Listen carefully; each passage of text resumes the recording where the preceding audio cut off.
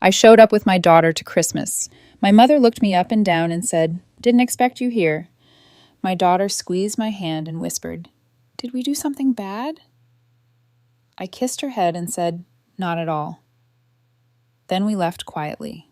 2 days later, I cut them off from my bank account. That's when the pleading began. The text came on December 22nd. No greeting, no warmth, just 6 words from my mother. "So, are you coming this year?" Not even a question mark, really, just a pit stop on the way to whatever guilt trip she was planning. I sat with it for a while, not answering. I don't know what I was waiting for. Maybe a second message, something softer, but I should have known better. Eventually, I just wrote back. Yes, with Lily. That was it. Simple, controlled. I didn't owe her enthusiasm anymore. Christmas morning at home was perfect. Lily had glitter glue in her hair and wore a paper crown from the cracker box. She danced around in fuzzy socks, waving a new sketchbook, asking if Santa knew she liked dragons now. I wanted to stay in that moment. I wanted to freeze it. But she asked if we were still going to Grandma and Grandpa's. I told her yes. The driveway was full. Of course it was. They had invited the whole family, cousins, neighbors, even my mother's yoga instructor.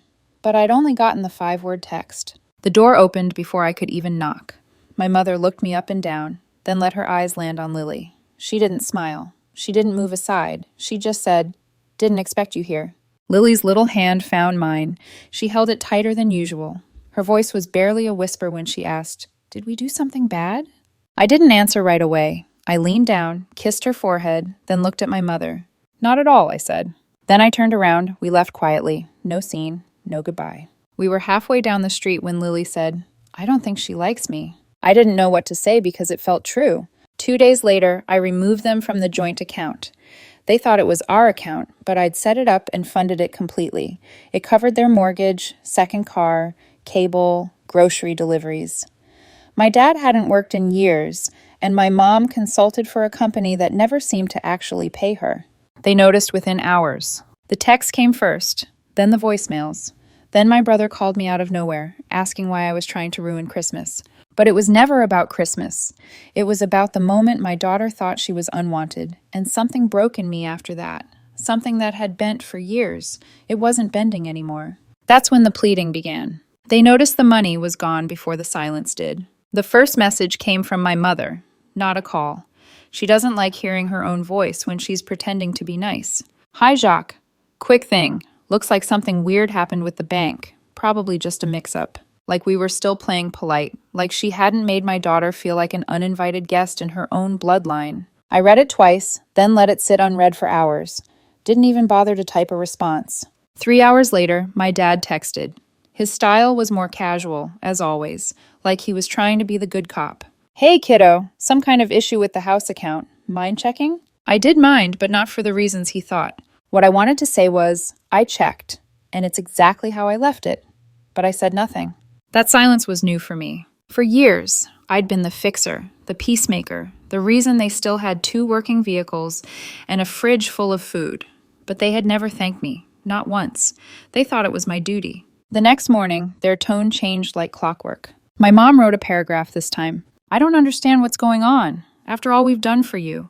You know we're on a fixed income. Is this some kind of punishment?" Punishment would have been what I wanted to do. What I could have done if I was still that naive, desperate girl who let them walk over her for the sake of family. But I wasn't her anymore. That version of me died, somewhere between Lily's first fever and the 3rd Christmas they skipped. And the part that really stung? They didn't ask about Lily. Not once. She was the reason I snapped in the first place. It wasn't just what my mother said at the door, it was Lily's face afterward. Confused. Embarrassed. Trying to understand why being 7 and hopeful made her a target. My daughter had looked up at me like she was already blaming herself. So no, I wasn't in the mood to fix things anymore. By the end of that week, I had 12 unread messages, 2 voicemails, 1 from each of them. My mother's voice trembled with what I guessed was a forced sense of urgency. "I don't know what you're trying to prove, Jacques, but we won't survive like this." My dad's voicemail was worse. "You're hurting your own family. You don't think people are going to notice how you treat us? You think Lily won't grow up resenting you?" That was the moment I knew they were going to use her, weaponize her, turn her into leverage like they always tried to do with me. But this time, they didn't know something important. 6 months ago, Nate came back. Not with flowers or empty promises, with action. He got a job 2 states over, moved closer, started showing up. Real effort.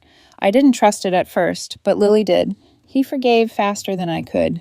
And slowly we began building something strange and steady. We weren't back together, not in the traditional sense, but he came for dinner every Tuesday, helped her with science projects, coached her soccer team, and somehow that pissed my parents off more than anything else I'd done. They hated that I didn't need them anymore, that Lily had someone else to look up to, someone who made her laugh, who remembered her birthday, who showed up on time and brought snacks. Their power was slipping, and they knew it, which is exactly when things took a turn I didn't see coming. It was a Thursday, cold and gray, the kind of day that feels like it's holding something back. I had just finished a long shift and picked up a coffee on the way home, thinking I'd have maybe 20 minutes of peace before Lily's bus pulled in. The second I turned onto our street, I saw my mother's car parked half in front of our driveway, like she owned the place.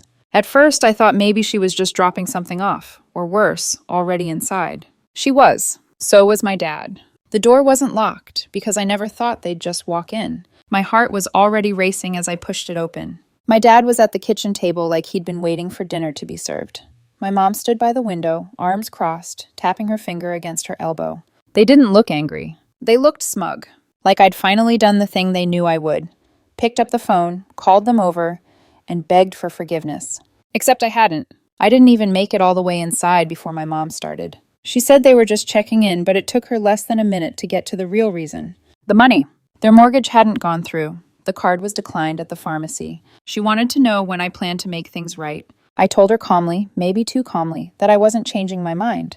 That's when it started unraveling. My mom said I was being selfish. My dad jumped in with the word ungrateful, like they'd built something for me I was now trying to tear down. Like their failure to be decent parents was something I owed them for. I asked if they even remembered what happened on Christmas. I asked if they realized Lily heard everything, felt everything. My dad waved it off. Kids bounce back. And then my mother said it. She said, maybe Lily wouldn't be so delicate if her father had been around from the beginning. It hit me harder than I expected. Not because it was true, it wasn't, but because Lily had finally gotten to a place where she trusted Nate again. And hearing that kind of poison, even secondhand, would ruin her. I didn't yell. I didn't cry. I just told them to leave. They looked at me like I'd slapped them, like I was the one crossing a line. My mom muttered that I was destroying the family. My dad called me cruel. Then they were gone. No slamming doors, no threats, just silence, like they were taking a breath before deciding their next move. Lily got home 15 minutes later. The first thing she asked was why Grandma's car had been out front. I told her they had to drop something off. She didn't look convinced. She asked, did I do something wrong? That question again, over and over, as if she was trying to locate herself in a story that didn't want her in it. I said no. I held her. But I could already see the weight of all this starting to settle in her shoulders. Too young to carry it, but too smart to ignore it. That night, I stared at the ceiling for hours. I kept thinking about how quickly my parents had shifted from manipulative to mean, from mean to vicious, and how now, with money gone and influence slipping, they were going to look for something else to use against me. I just didn't expect what came next. It started with Lily not wanting to eat. Not in the usual picky way either. She just sat there stirring her mac and cheese, chewing one bite for 5 minutes. Then she asked if she could be excused and went straight to her room. No sketching, no asking for more juice, no TV. The next day was worse. She pretended to sleep in the car so she wouldn't have to talk. When I kissed her goodbye at school drop-off, she didn't even look at me. It was the kind of silence that didn't belong to a 7-year-old. That night, I sat beside her bed and asked what was going on. She kept staring at the ceiling. Then finally, she said, "Do you think Dad didn't want me?" I froze. I asked her where that came from. She looked embarrassed and said it didn't matter. But after a long pause, she whispered that a girl at school told her that her grandfather said it at yoga class.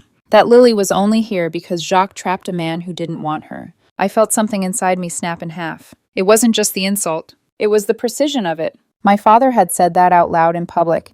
He had stood there in his half-zip fleece and told strangers that Lily was unwanted. He wasn't just trying to hurt me anymore. He was going for her. Deliberately. Because I had cut off their money. Because their pride had taken a hit. Because the only way they could feel powerful again was to make a child question her worth. And the worst part? Lily believed it, even if just for a second. I called Nate before I had time to think. Told him everything. He didn't hesitate. Said he'd be over in 20 minutes. When he arrived, he didn't look angry. He looked wrecked. He and Lily sat on the porch together while I stood in the kitchen, watching from behind the curtain. I saw her ask him the same question. "Did you want me?" He didn't speak right away, but I saw him nod. Then he pulled something from his wallet. Later, Lily showed it to me. It was the hospital bracelet from the day she was born. He'd kept it. I didn't even know he had. That night, I made two decisions. First, I pulled Lily from her school. I had toured another one back in September. Smaller, friendlier, more diverse. They had an open spot. I transferred her immediately. She started the following Monday. She made 3 friends by lunch. Second, I blocked my parents. Everything. Phone, email, socials. I even changed my banking passwords just in case. I didn't want a single thread left hanging. But they weren't done. 2 days later, I came home to a letter in the mailbox. Cream envelope, heavy paper, my full name in bold. From a law firm I didn't recognize. Inside was a claim. My parents were suing me for financial damages and emotional distress. They listed every payment I had made toward their bills over the past 7 years, as if it were a loan they never asked for, as if they hadn't begged for help every month and taken every dime without shame. They wanted over $150,000. It was laughable, delusional, but it was also dangerous, because now they were trying to turn me into the villain on paper. I called a lawyer that same night. Not because I was scared, but because I wanted it documented. Every dollar I'd given, every message, every transaction. I started gathering records, screenshots, even the printed thank you cards I'd sent when I paid off their second mortgage. Funny how they'd had no problem accepting that at the time. What they didn't realize was that they had finally given me something I never had with them. Proof, and I wasn't going to waste it. The lawsuit was nothing more than theater, but they went all in. The envelope arrived with official lettering, the weight of arrogance printed on legal paper. I didn't open it right away. I didn't need to. I already knew what it said. They were suing me for over $150,000, claiming I'd manipulated them financially, abandoned them emotionally, and ruined their reputation in the community. That last one almost made me laugh. They hadn't spoken to half their neighbors in years, but now they wanted to pretend they were beloved public figures whose daughter had brought shame on the family name. I sent it straight to my lawyer, a woman named Marissa. She read the documents, then looked up at me and said, "This isn't a case. It's a tantrum dressed as litigation." Still, she warned me, tantrums can do damage, especially when they're loud in public. A few days later, I was at the store picking up groceries when a woman I barely recognized stopped me near the freezer aisle. Linda, I think. She leaned in like we were co-conspirators. "Your mom said you've been going through something," she whispered. "She's worried about you." Then she added, lowering her voice even more, "She said you cut everyone off, and, well, she said you were unstable." That word, unstable. I smiled. I nodded. I pushed my cart forward. Then I turned around and said something I'd never said out loud. "Did she also tell you she didn't show up when her granddaughter was born because she thought a child with no ring on the finger wasn't worth celebrating?" Linda's mouth opened. Nothing came out. I left her standing next to the frozen peas. When I got home, I found Lily curled up on the couch with Nate.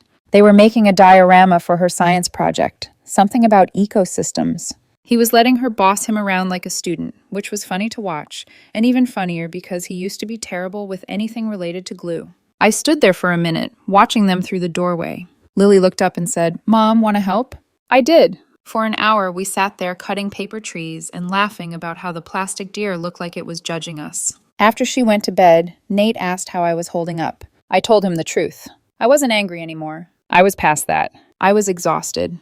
Not just from the legal nonsense, but from the years of being the one who made it okay, who smoothed things over, who paid for mistakes she didn't make. He didn't say much. He just nodded.